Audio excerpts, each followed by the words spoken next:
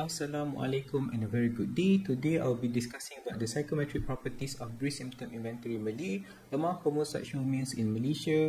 This research was conducted by me, Qarem Mohamed Mustafa from Faculty of Health Sciences ICSTEM and also Muhammad Shah from Jabatan Psychiatri and Kesihatan Mental Hospital Raja Perempuan Zainab II. Before I continue, I'd like to also acknowledge those who contributed in the completion of this research, particularly Allah Yarham Dr. Azlin Haji Alwi and Professor Dr. Nuraini Muhammad Noor for their supervision, Mr. Pan Kitik and also Sexuality Medical Group for the data collection, and also Department of Psychology RIUM for their support.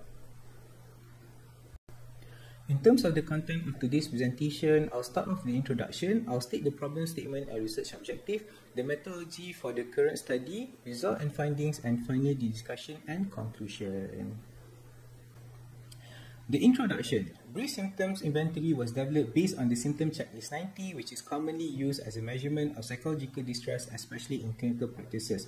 Due to the extensive list of items, a brief version was developed so that it can easily be used to collect data, especially within the general population.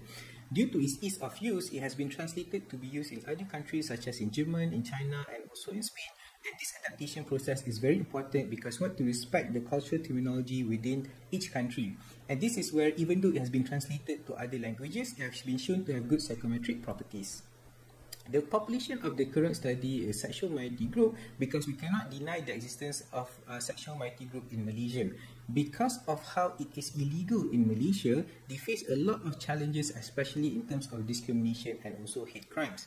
Now, numerous studies have shown that due to these challenges, there is a lot of negative health outcomes, especially when we talk about physiological health and also psychological health. And when we talk about psychological health, we're also talking about psychological distress. Now, psychological distress is described as the general psychopathology of an individual with a combination of depressive symptoms, somatic symptoms, and also anxiety symptoms. With regards to the problem statement and research objective, the ideal situation is where we have an objective measure of psychological distress that can be used in the sexual minority group or within any minority group. And this is very important because we want to detect and treat elevated level of psychological distress so that primary prevention can be done. Primary prevention is very, very important so that serious psychological disorder issue does not occur. However, when we talk about reality, again, we know that this group exists. However, the measurement that can be used or an objective measure that can be used within that minority group does not exist. There are a lot of alternative translated versions, but a translated version to be used in Malaysia has yet to be discovered. And this is where, because of this gap, the objective of the current study is to determine the construct validity of a Malay translated brief symptom inventory, and based on that construct validity to determine the reliability based on the internal consistency of the Malay translated brief symptom inventory. The methodology is divided into 4 sections, which is study design, measurement, sampling procedure, and also data analysis. With regards to the study design, it is divided into 2 phases. The first phase focuses on forward translation and backward translation, in which it was translated from English to Malay and then Malay to English. Each translation process was reviewed by expert panel. Once the translation process is agreed upon, this is where it is shown to a representative of the target population. 5 representatives provide their phase validity before phase 2 was conducted. Phase 2 focuses on cross-sectional quantitative studies because we want to get the psychometric property of the measurement tool itself. In terms of the measurement tool, the brief symptom inventory consists of 18 items which can be scored based on all the items. This is where we get the global severity index. It can also be divided into 3 domains, which is the depression, somatization, and also anxiety. The response is based on the Likert scale ranging from 0, which means not at all, to 4, which means extremely, in which the respondents will have to select one score. In terms of the sampling procedure, purposive sampling was used because of the nature of the target population, in which it's very vulnerable and is very unique. We initially approached 95 respondents, but only 88 managed to complete the questionnaire. Therefore, the response rate is 92.63%. Before we collect data, we'll be rapport with the community first. We approach the community leader, we describe our study, we provide a briefing, and this is before a questionnaire was distributed to them. This questionnaire was distributed through Google Form. Once the questionnaire and the data has been gathered, data was analyzed using IBM SPSS version 26, in which a preliminary analysis was done to make sure that factor analysis can be conducted. Once factor analysis has been conducted, the Chromebook alpha was identified.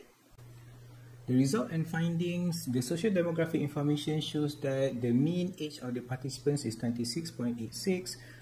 All participants are Malay, but not all attribute themselves to be Muslim. A few believe that they are atheists, and one described that their religion is unknown. Most of the participants have a bachelor degree, while very few have a master's and a diploma, and very few have a PhD. In terms of occupation, most of them are either semi-skilled or also skilled professionals, in which there are also participants who are unemployed or also students. For the preliminary analysis, KMO value shows that it is within the accepted range and the Bartlett test of sphericity is significant. Therefore, exploratory factor analysis can be conducted. First, principal component analysis was done, in which it reveals 4 components with an eigenvalue that exceeds 1. However, based on the theoretical structure, there should only be 3 components. Therefore, we reviewed the script plot, and the script plot indicated that it can break at the 3rd component. Therefore, we use the script plot as a guidance, and based on the script plot, Varimax rotation is being used, in which we force it to load into 3 components.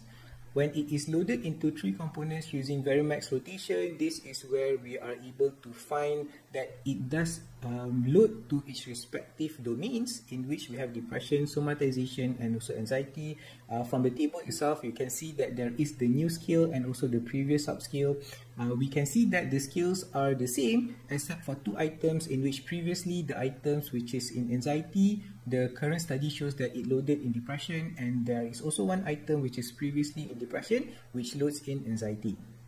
This will be discussed further in the discussion section. In terms of the internal consistency, all the domains shown that it is within the accepted range, ranging from 8.39 to 8.64. Discussion and conclusion. Based on the result and findings, it is shown that the Malay translated brief symptom inventory is psychometrically sound. This is where, when we look at the construct validity, the items loaded based on the components similar to the original theoretical structure. And this is where we can see there is 3 components, and the original theoretical structure also have 3 components, which is depression, somatization, and also anxiety.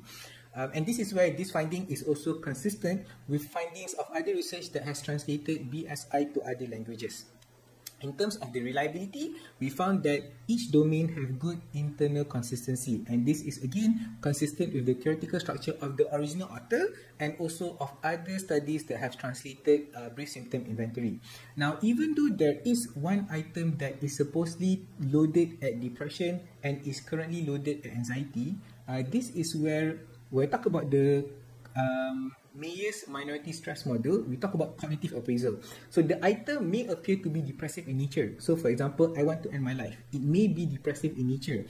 However, because of cognitive appraisal, how they perceive their thoughts. So they don't want to have that thought. Or sometimes knowing that they have that thought makes them feel scared because they don't want to end their life. But when they have that thought or noticing that thought make them feel scared, this is where it can be an anxiety item. It may not be a depressive item, but it is more representative of anxiety, feeling scared of having that thought. So we talk about cognitive appraisal. There's also 1 item that is supposedly it's supposed to load at anxiety, but it loads at depression. But this item is specifically focusing on physiological symptoms, and anxiety and depressive symptoms tend to overlap. And when we talk about physiological symptoms, their physiological symptoms tend to overlap as well. And if you were to review the Diagnostic and Statistical Manual, a manual used to diagnose a person with mental disorders, this is where we can see that in the diagnostic criteria of depression, there is that physiological component. Therefore, it is still logical for that item to load within the depressive component itself. And this is where future researchers can use all the items based on the current loading, but they can also decide to remove the item itself if they feel that the items is not suitable. And because of this, if they were to remove the item, the reliability is still good. So it's up to future researcher to decide whether they want to remove the item or to use the item. If they use the item, it's still the same. The reliability is still good. If they remove the item, the reliability is still good as well. So it's up to future researcher. And this is where again the current study focuses on sexual minority group. Maybe a different minority group can provide different findings as well. So basically that is all for the current study. We have identified the construct validity, and therefore the first research objective has been achieved.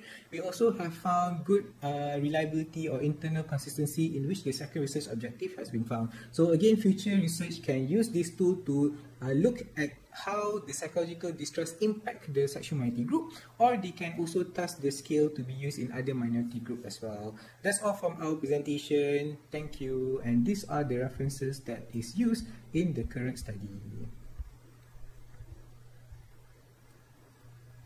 Thank you.